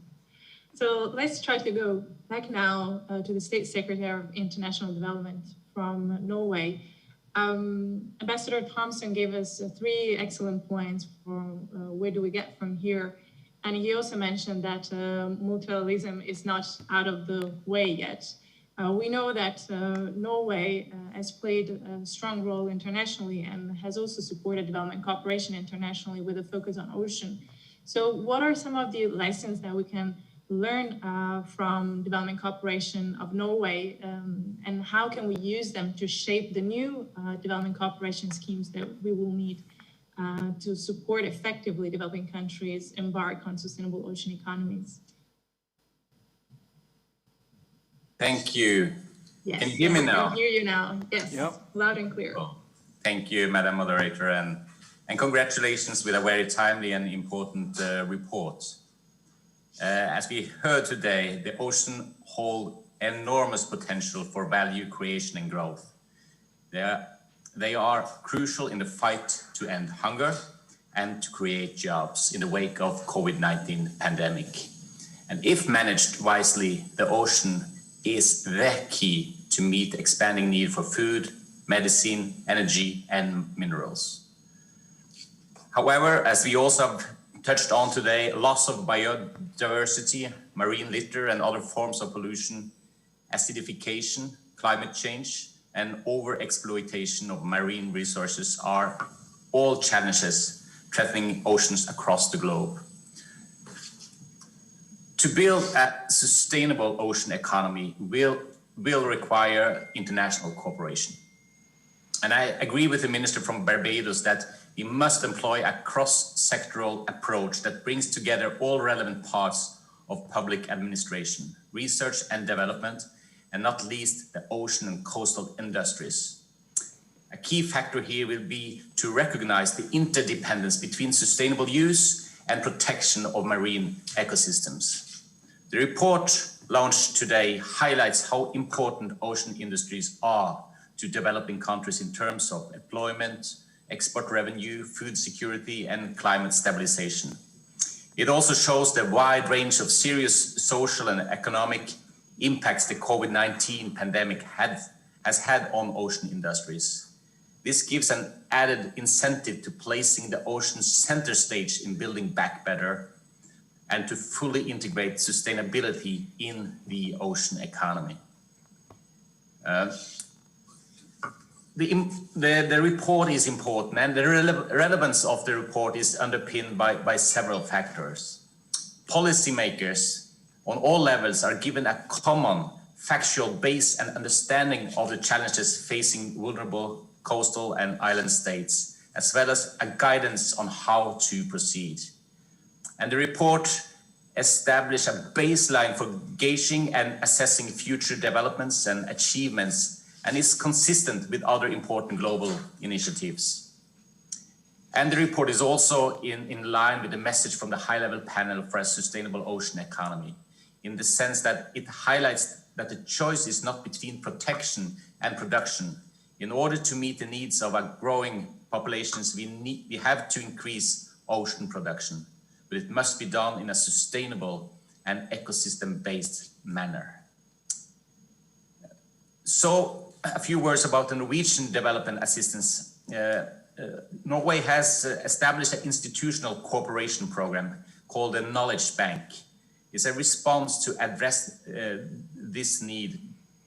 The Knowledge Bank has different programs. It's fish for development, and it's oil for development, and oceans for development. We also have a program called Tax for Development.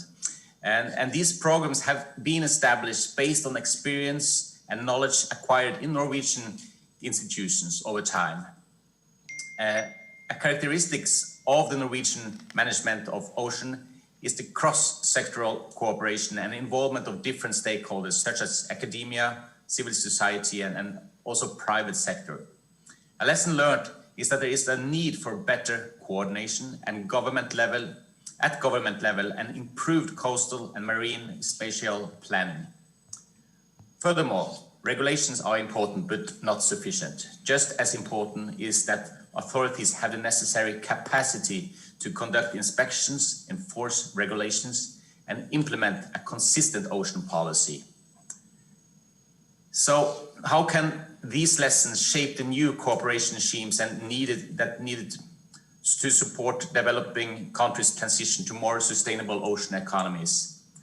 The report to be presented by the high-level panel for a sustainable ocean economy in December will provide us with some key guidelines on how to proceed. One focal point for the panel has been to address the need for coastal and island countries to establish a comprehensive and sustainable ocean management. For this to happen, all the countries involved must have the necessary competence and governance skills. There will be a growing need for programs like the Knowledge Bank targeted towards sharing these skills, and a Norway plan to follow up with relevant measures. Thank you. Thank you. Thank you so much. Thank you so much, Secretary of State. So we will now have a few minutes for questions or additional remarks. So we would like to take maybe one or two questions or additional remarks from you. You are welcome to use the Q&A function.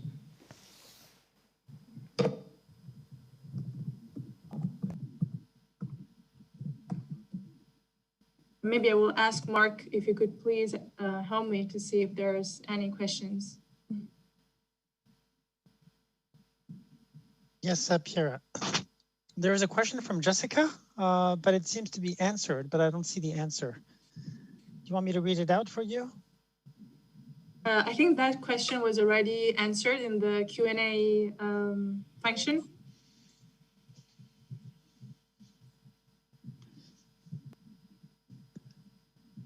Well, I don't see the answer anyway. There's no other questions that have not been answered yet. Maybe on social media, if anything came up to Erin. Okay, so maybe then, because we still haven't had a chance to hear, to really ask a question to the DG of the Maritime Affairs Ministry of Indonesia, I would like to ask a question around the many new initiatives, especially financing mechanisms that Indonesia is now putting in place in order to promote a sustainable ocean economy in the country, one that is truly sustainable and both environmentally and socially. So if I could invite Mr. Aryo Hangono, the Director General of Marine Special Management, I would like to give you the floor now. Okay. Thank you, Madam Moderator. So, Indonesia is an archipelagic country with the second longest coastline in the world, and Indonesia EEZ area reaches 3 million kilometers square. Under this condition, Indonesia has enormous fisheries and biodiversity potential. The utilization of fisheries resources certainly require regulation to make its output optimal but still environmentally friendly and sustainable.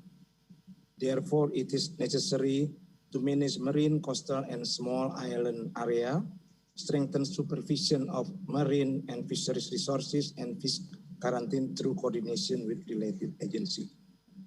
Furthermore, the Ministry of Maritime Affairs and Fisheries, as mandated by the President, aims to improve communication with fishermen, further policy evaluation, simplifying licensing procedure, develop fishing port, establishing fishing arrangement to the Indonesia EEZ, and the high seas, protect and empower fisheries to increase their income. Indonesia currently has less than optimal aquaculture potential. In that regard, we find it necessary to optimize and strengthen the industrialization of aquaculture for employment absorption, increase the income and added value, as well as the provision of a source of animal protein for public consumption. But of course, with strong respect to the environment. These steps are also supported by strengthening human resources and innovating marine and fisheries research. Science and technology, together with innovation policy, will play a key role to deliver on the 2030 Agenda for Sustainable Development. Indeed, it provides a beacon of light to help us navigate and recover from the COVID-19 pandemic.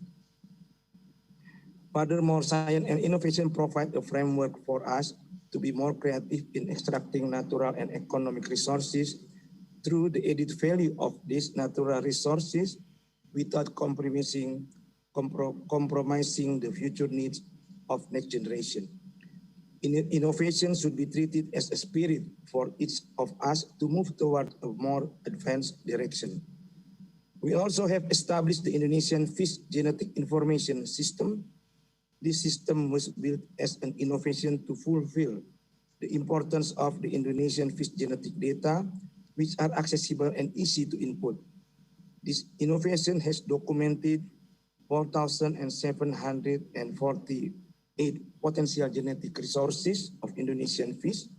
This system has an important role for species and genetic diversity inventory, fisheries claim stock, population quality detection, identification of local product, mitigation of invasive alien species, and contribution of spawning area. Overall, this innovation is a contribution to maintain ocean health index and safeguarding ocean health. Another innovation that we have developed is the improved what we call PUGAR system, the system for community-based salt production.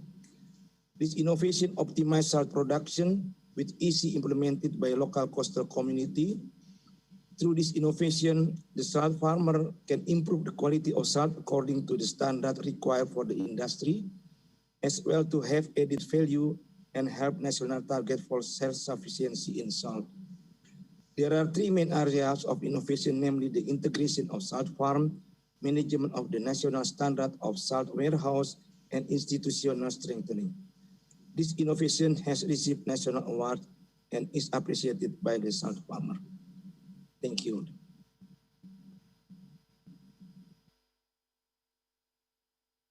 Thank you very much. And I think also the Honorable Bernadette Jordan would like to make an additional comment. Thank you. I just wanted to make a comment based on something I heard from Minister Humphrey as well as Ambassador Thompson. And that is simply because we are in the middle of a health crisis, a global health crisis, as well as a global economic crisis. We cannot overlook the fact that we are also still in an environmental crisis. And this, what is happening now in the world is giving us a chance to, as we say, build back better, but making sure that everything has a green lens and making sure that we are looking at our sustainability through that environmental lens, making sure that we are addressing the concerns of climate as we address the concerns of the economy and the health of the world. Thank you. Thank you very much for that comment. And I think that throughout the report, we also really emphasize that point, but also emphasize that it's also about social sustainability, as it has been said many times, I think from the Minister of Barbados, from Peter Thompson. So how these dimensions of sustainability really need to go together hand in hand. Well, I think we had a very rich and inspiring launch of this new OECD report, Sustainable Ocean for All, Harnessing the Benefits of Sustainable Ocean Economies for Developing Countries. On behalf of the Sustainable Ocean for All initiative and the co-authors and contributors to the report, I would like to thank each and every one of you for being with us today. And I'm sure that we'll stay connected and we'll continue to work together at every level we can, giving our best to craft a global sustainable ocean economy that all countries, including the most vulnerable and the poorest ones, can benefit from. And now let me give the floor to Jorge Moreira da Silva, again, Director of the Development Cooperation Directorate, to close and conclude our event. Many thanks to everyone. Thank you, Pierre. I'll be very brief. I just want to thank all the distinguished participants, the Prime Minister, Minister, Ambassador Thompson, ambassadors for this really exciting discussion. As Ambassador Thompson mentioned, crisis is also a time for decision and for action. Therefore, I think that it would be useful if I can share just in 30 seconds what we plan to do together at OECD through the Development Cooperation Directorate, but also the Science, Technology and Innovation and Environment Directorate, with other directorates, including colleagues that work on trade and taxation and on economy and small business. Beyond this report, the report is just an important milestone, but now we are really mobilized to do more in the preparation of this call for action on the Build Back Better and the Build Back Bluer. So today we publish a new database and data platform where users can download and visualize for free all data that is on the basis of this report, including the data on official development assistance and private finance mobilized. A new OECD Ocean website that has been developed by the Environment Directorate is already online and updates with new data and resources on the ocean from across the OECD will publish across the year. Also, as mentioned by my colleague, Andy Wyckoff from STI, there are ongoing dialogue events, policy dialogues and discussions to reflect on and move forward the recommendation from this work. And finally, we will release country diagnostics for sustainable ocean economies throughout the year. So you can see that the report, it was an important milestone, but we have a clear to-do list in the near future. And I really hope that this discussion contributes not just to mobilize the financial resources that are needed, both from ODA, but also private sector, but also to build a policy coherence, ensuring that we can use this as an opportunity to maximize the potential of the sustainable ocean economy, preserving the environmental protection and leaving no one behind. So again, I'd like to thank you all for this opportunity and looking forward to continue this journey. Thank you.